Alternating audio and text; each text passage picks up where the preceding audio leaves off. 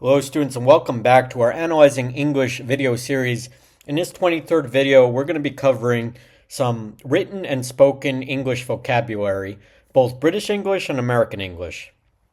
And we're going to dive into the differences between the two dialects and how it relates to this list of vocabulary I saw recently on Instagram with the Washington Post. And we're going to start with the caption here. It says the differences between the two dialects are better heard than seen. But let's start with words more commonly written. And so basically what I'm going to do, I'm going to go through I'm going to try to do both. I'm not British. Those of you who may be British watching this or are in the UK, maybe you're more familiar. And I do encourage you to correct me because as you know, English is very fluid. What's stated or written in one country is different in another. So we're going to try to do this one by one. I'm going to skip over a few if I really don't know what they are. And you'll tell me if I'm right or wrong. But the American ones I should be getting. But the purpose is just to get you exposed to different kinds of vocabulary words, British and American. And I thought this list by the Washington Post was really good. So we're going to go through the written ones, the ones that are more written, sometimes spoken, and then often spoken. And some of them are more colorful language-wise, so I might skip them over for the audience. But you can always look them up if you want. But basically, what I want to do, the purpose of this video is just to get you acclimated to popular British and American English vocabulary, whether they're going to hear it, whether they're going to write it, and whether they're going to speak it. So let's dive in, and I'll try to go not too quickly, but I want to give us enough time to go through these as much as possible. So my name is Ben with English from A to Z, and let's get started. Let's begin with more written. So postcode is kind of like zip code. So that's very British. They go by postcode, kind of your 5-digit or maybe 9-digit of the area or town of where you live. So that's postcode. And then decadent, I don't see that one very much. I know decadent, but we're going to go with kind of decadent is kind of very stately, very posh, very nice. Kind of like this house is decadent. But it's not really spelled with an E, so I might have to get back to you all on that one. Answer phone, I believe that's kind of like an answering machine. I have not heard this expression in the US, but answer phone could be like your answering machine, I'm guessing. I'll have to check that one, but answer phone is kind of like when you leave a message and nobody's picking up. And then statewide is obviously across the state. The United States has 50 states, so when somebody says it's statewide, it means it's around the whole state in terms of the area. Whinging, I think that's how you pronounce it. Correct me if I'm wrong for those of you who are familiar with British English in terms of living in that country and learning English. I think it's whinging or whinging. It's kind of like complaining or going on about something or just not really enjoying something, kind of finding fault with somebody or something and complaining about it. So that might be whinging. That might be the case there. Let me get my markup tool so you guys can follow along here. Okay. So now let's go to conservatorship. That's kind of like when you have custody over someone or you're kind of in control of somebody or something. You're kind of looking after them. As far as I know, this is very advanced vocabulary.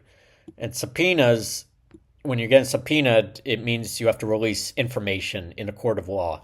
So subpoena, if you're getting subpoenaed, it means you have to abide by a court's decision to you have to release information. You're being forced to provide information.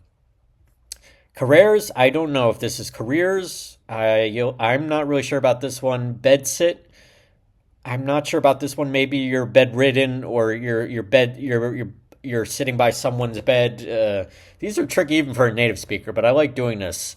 Ride sharing, I'm very familiar with.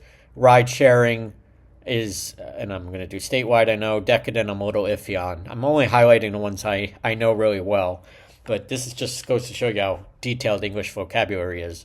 But ride sharing is when you hail an Uber or Lyft and you're sharing the ride with somebody else. or you're basically, it's kind of like being in a taxi, but ride sharing is you're sharing the cost with maybe the company. The company's paying for part of the wage of the worker, and you are too. So that's kind of another. There's two meanings: sharing the ride with somebody else, or maybe sharing the cost of the ride with the company.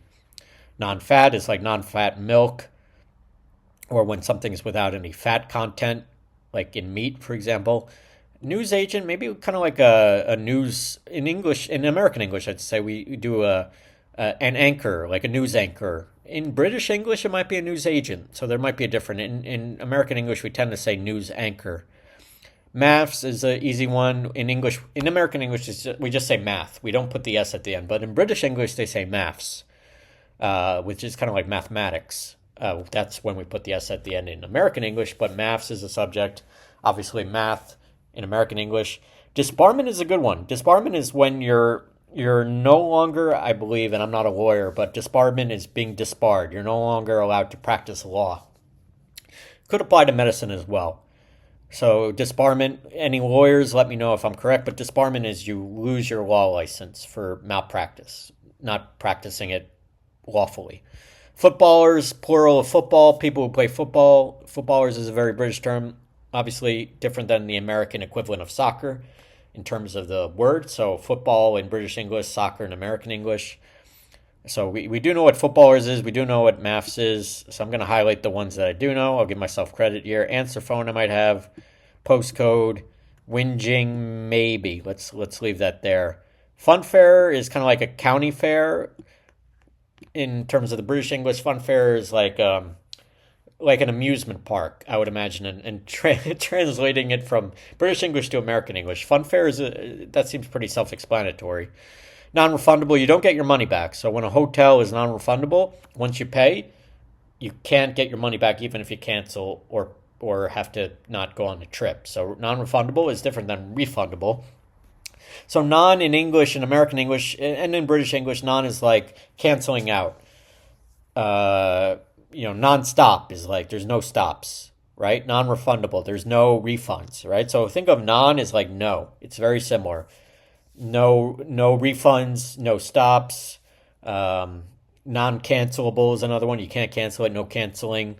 I'll have to think of other nons, but there's a couple there. Steelhead, I do not know what steelhead is. I do not know what that is.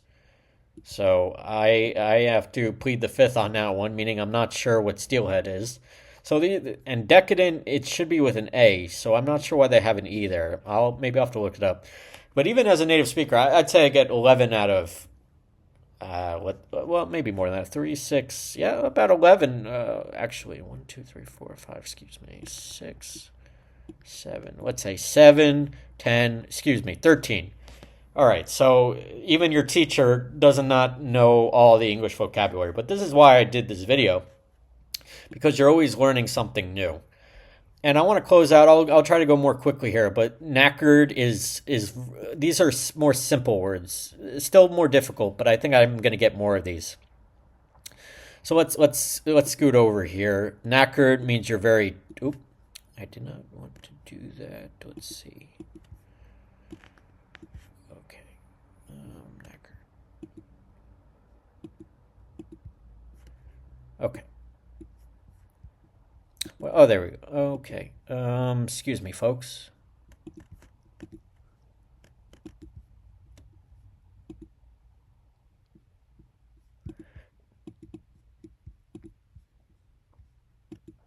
Okay, there's the markup. Sorry about the delay here. There we go.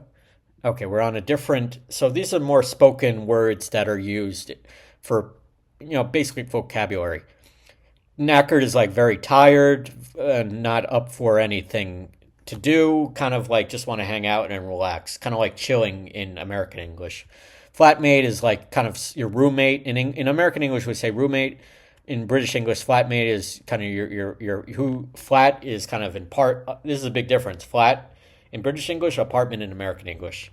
Bollocking kind of is like messing around. I might be wrong on that. I'm going to leave that as just a dash, showing I'm not sure. Snog is to kiss. I know that one, so that's a good one in terms of vocabulary. To snog someone is to kiss them. Skint, I do not know. I hope I can learn about it, but skint is an X there. Snogging is the act of kissing, so similar to snog, but you add the G there. And then manky, I do not know what manky is. Sorry. So my American upbringing is coming out here.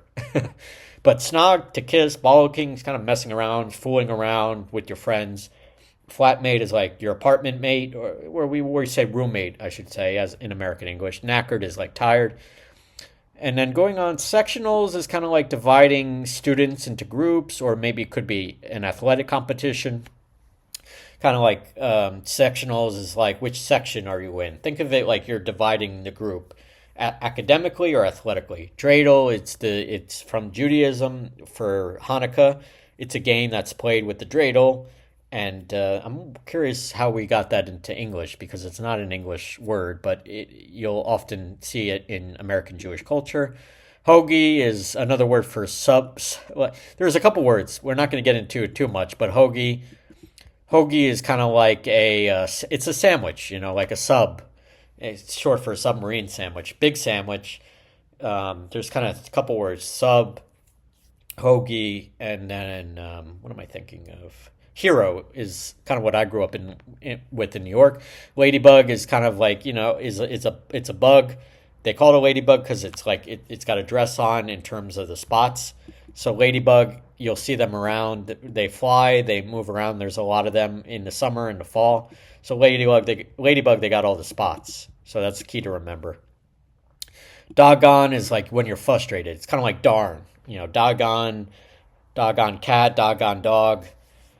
If somebody's messing with you, that doggone person. Race car is a really fast car that you drive in F1, Formula One, or NASCAR. We call that a race car. And then midterms, that could be middle of the semester when you take an exam. Midterms also deals with politics. So if you're in the midterms, it's kind of every 2 years. You're in American English, you have congressional races and Senate races. And then doggone, you could also say those doggone senators need to get their jobs done. So that's kind of relating the two. Or they'll be kicked out in the midterms. So there's kind of related words that we can use. But doggone is just expressing frustration about someone, not to pick on dogs or cats. And then I know I'm getting pretty late in this. We're trying to get through a lot of vocabulary. Shorty is like shorty, very slang for like somebody you're seeing dating-wise, or shorty is kind of like a term of endearment. Homegirl is like your best friend, but for a girl. Could be for shorty too. These are kind of related. Gonna, I do not know gonna. Arhole, you can kind of guess that is close to just expressing frustration with a bad person. Bollocks is kind of like you're not telling me the truth. You're messing me about. I don't want to go into the adult meaning, but bollocks is kind of like that's not true. You're pulling my leg. You're not being truthful. Pillock, I have no idea what this is. Hotch, I do not know what hotch is either. So please, if you guys know, let me know. But I'm telling you, even as a native speaker, as a teacher, British English especially, I'm not aware of. Erg, maybe it's like ugh. Erg is like not expressing. You're expressing your frustration. And then hodgepodge, okay. Hodgepodge, okay. Hotch might be like hodgepodge, like a medley of something or other, hodgepodge of things. Cannolis, it's an Italian, this is very random, but cannolis is like an Italian dessert. I'm not sure the Italian origin, but cannolis is like kind of it's a dairy-filled pastry, or cream-filled pastry, I should say. I do know that. Loogie is kind of like, it's very juvenile but it's like, loogie is like your spit, you're hocking a loogie, kind of like you're getting your spit together. It's kind of nasty. We won't spend much time on that. Loogie is kind of like spit. Brewski is like having a drink, a beer. We call it a brewski. And then if you're tripping, you're crazy, or you're fooling around, or you're messing with someone. You must be tripping. And like, you must be crazy, man, if you're tripping. All right, so you can definitely tell. I know pretty much all the American ones. I don't think there's any I missed. Sectionals I'm a little iffy on because there's different contexts. But you can tell American English is different from British English, right? And even as a native speaker, I'm not aware of a lot of Australian, British, Canadian slang. But I think it's great that the Washington Post here tells you the more written English. in these words, how popular they are in terms of written form when they're used. You will see this in written English a lot. And then spoken English, these are spoken words more so than written words. And then often spoken, we have most British, most American in terms of how British they are or how American they are. So this was a doozy, but we covered, let's say, 20, let me count it up, 36, 42, 48, close to 50 words. So I hope this was educational. I really just wanted to dive into typical British English, typical American English, and how they're very diverse, very different. It's like football and soccer, and then whinging versus complaining, bollocks versus nonsense, homegirl versus mate. There's a lot of different snogging versus kissing. So American and British English, sometimes you need to translate or interpret because it's just such a diverse language, which is why I'm doing these analyzing English videos, because there's so much vocabulary that you may not be aware of unless you live in a country. I've only been to the UK once, hope to go back soon. Very lovely country. But I'm very familiar with American English, so that's why I can give you the gist of 95% of these words right here. Hopefully I did a good job in this rapid fire round. So I hope to do another one of these Analyzing English videos soon. Please subscribe and like this video on our YouTube, English from A to Z YouTube channel. If you enjoyed this Analyzing English video, please sign up on our website, www.englishfromatozcom /newsletter for more tips, videos, and much more content for free, and it always will be. Thanks so much, everybody, and I'll see you again soon for another Analyzing English video. Take care now. Bye-bye.